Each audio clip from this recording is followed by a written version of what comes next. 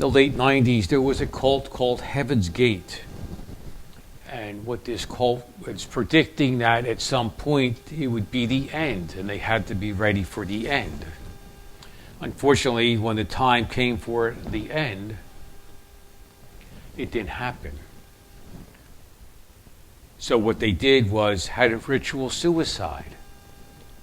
They were going to make the end, and hopefully everybody would follow. Of course, that didn't happen. And it's not the first time in history that people have predicted the end of the world.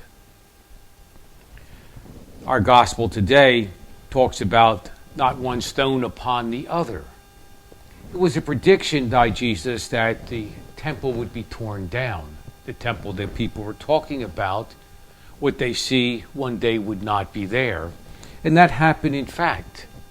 The only thing left to Herod's temple is what they now call the Wailing Wall.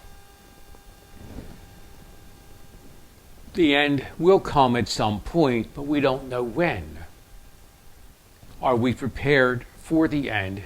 Not only the end of the world, but the end of our own lives.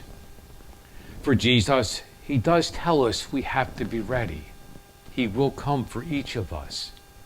The question is not when will it happen, but how are we preparing now in our own lives to meet Christ? Last Sunday's gospel talked about how we are to be prepared. What we do to help those around us is the way we are prepared. Each of us has been given gifts. And how do we use those gifts? For ourselves or for others? Today, the gospel does speak about the end. But this is a time of preparation. We know it's coming.